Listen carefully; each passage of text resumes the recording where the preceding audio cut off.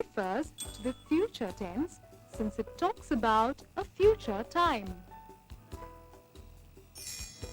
The form of a verb changes according to the person, number, and tense. In this lesson, we will learn about the forms of the verbs be and have. The following table illustrates the forms of the verb be in the present tense and the past tense with subject pronouns. The forms of this verb are am, is, are, was, and were. In these examples, the verb be is used as the main verb. The following table illustrates the forms of the verb have in the present tense and the past tense with subject pronouns. The forms of this verb are have, has, and had. In these examples, the verb have is used as the main verb. We have seen the use of a verb to denote an action. We have also seen the use of a verb to denote a state of being. Now, let us look at the use of a verb as a helping verb. A helping verb is a verb that helps another verb. Look at the following example. He is going to the circus. The verb going needs the help of the verb is to make complete sense. We cannot say he going to the circus. The verb is does the work of a helping verb since it helps the main verb going. Look at the following example. He will go to the circus in the evening. The verb go needs the help of the verb will to make complete sense. We cannot say he go to the circus in the evening. The verb will does the work of a helping verb since it helps the main verb go. The following table illustrates the use of am, are, is, was, and were as helping verbs in sentences. The verbs going, coming, taking, baking, and planning are the main verbs. The following table illustrates the use of have, has, and had as helping verbs in sentences. The verbs have, has, and had are used as helping verbs. The verbs finished, given, and gone are used as main verbs. Helping verbs help other verbs denote the time of the action. Look at the following sentences. In the first sentence, the helping verb am is used with the main verb going to denote an action taking place in the present moment. In the next sentence, the helping verb was is used with the main verb feeling to denote an action that was taking place in the past moment. In the next sentence, the helping verb have is used with the main verb taken to denote an action that has taken place in the present time. In the last sentence, the helping verb had is used with the main verb booked to denote an action that was completed in the past time. Each of these sentences has a helping verb and a main verb. The two verbs work together to complete the meaning of the sentence and denote the time of the action. There are a few points you have to remember when using these helping verbs. Verbs ending in ing are always made up of more than one word. They always need a helping verb to make complete sense. The helping verb always comes before the main verb. The helping verbs am, is, are, was, and were can be simply used on their own as main verbs that denote the state or condition of a person or thing. The helping verbs has, have, and had can be used on their own as main verbs that denote action. Wasn't the circus fun, Zizi? Yes, Fleck. I loved the clowns. They looked so funny. They look just like you do when you act naughty sometimes. I better hurry now. I will see you tomorrow, Zizi. Bye, Fleck. It was great fun watching circus with Fleck and also learning about helping verbs. Before I hurry home, let us revise all the points that we learned in this lesson, helping verbs. Am, is, are, was, were, has, have, and had. A verb is a word used to express a certain action done by somebody or something. It is also called a doing word. A verb is also used to also tell us the state or condition of somebody or something. The tense of a verb denotes the time of an action. A verb has three main tenses: the present, the past, and the future. The form of a verb changes according to the person, number, and tense. A helping verb is a verb that helps another verb.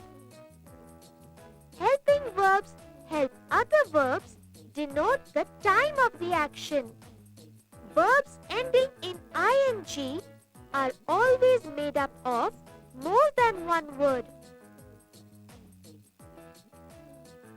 The helping verb always comes before the main verb. The verbs am, is, are, was, and were can be used as main verbs. Example, I am happy.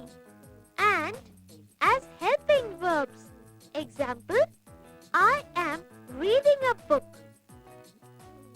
The verbs has, have, and had can be used as main verbs. Example, I have a new book. And as helping verbs. Example, I have read the book.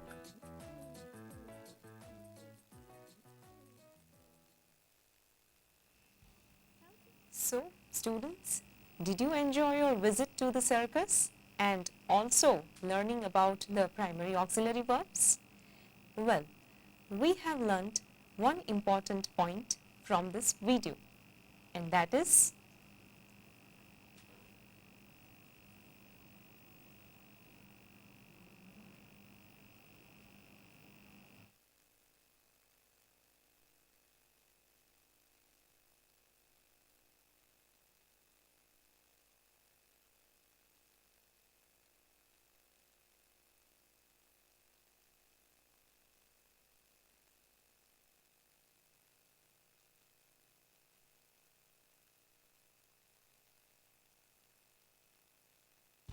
Helping verbs am,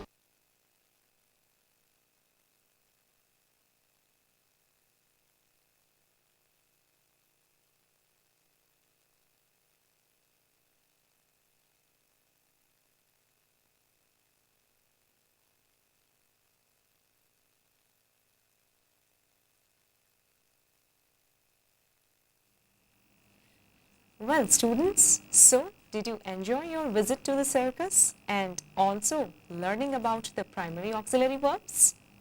Well, we learnt one important point from this video, and that is, if we want to have a sentence in continuous tense, that is with the ing form of the main verb, or in the perfect tense, that is in conjugation of have, has, had, and past participle of the main verb, or in future tense, then in these three types, we cannot have a meaningful sentence without the help of primary auxiliary verbs, right? So this is the importance of primary auxiliary verbs. Let's have one more point in our discussion, and that is functions of auxiliaries. As you can read on PPT, auxiliaries are used to show three things: whether the action is complete, whether the action is over, whether it is continuous, going on at the moment, or it is a habitual action, a routine action. Let us have the examples of all the three types. First sentence reads, "She has made cake." Now here, the action of making cake is over. The sentence has the conjugation of the auxiliary verb has and V3, made. Whenever we have a sentence in such a conjugation, then it means a complete action. The second condition is the auxiliary verb shows a continuous action as well. So you can read in the example, "She is making cake." Whenever we have the action verb with the suffix ing, it means that the action is going on at the moment, at the time of speaking. And that's why "she is making cake" is the example of a continuous action. And the last example you have is that of "she does not make cake." This is an example of a routine, a habitual action. Another function of the auxiliary verb is to create short answer to avoid repetition. As you can see the example, do you enjoy rain? Now we can answer this question in two ways. First is, yes, I enjoy the rain. Or to avoid the words enjoy the rain which are already there in the question, we can reply shortly, yes, I do. Another function is to make negative, interrogative and emphatic sentences. We use auxiliary verbs for these three types of sentences also. Let us take the examples of these three varieties. English is not difficult. You can also have the short form isn't for is not. I do not eat many chocolates. Please note that the negative indicator note is always inserted after the primary auxiliary. As you can see in both the examples, English is not, I do not. Now let us make the interrogatives of these two statements. Is English difficult? Or is not English difficult? Another sentence is, I do not eat many chocolates. Let us turn this sentence into interrogative form. Do you eat many chocolates? Or don't you eat many chocolates? The basic condition of changing a sentence into the interrogative statement is that we have to change the position of the subject and the verb. When we have primary auxiliary verb in the sentence, then we change the position of the subject and the primary auxiliary verb. As you have just seen in the example, I do not eat many chocolates. So we say, do you eat many chocolates? Or English is. Then in the question you have, is English? Another function of the primary auxiliary verb is to make question tags. Please read the example. You are joining us in picnic, aren't you? In a way, you are seeking the confirmation, the permission of the person. Another example is, they have an exam next month, haven't they? Let us now take the use of auxiliary be in detail. The first use of auxiliary be is to form continuous tense. We have already seen that continuous tense means the action verb or the main verb with the ing suffix. So, you can see in the example, you are watering the plants. As you can see in the picture, there are two small children and they are watering the plants. The verb with ing means the action is going on at the moment. Another example is, we are learning English. The action or the process of learning English is going on at the moment. Hence, this sentence will be in the continuous tense. Another function of the be auxiliary is to turn the sentence into passive voice, from active to passive voice. As you can read the examples, the gate is opened by the gatekeeper.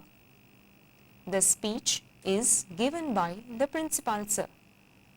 Now suppose we remove the primary auxiliary verb is from these two statements. The sentence will not be meaningful.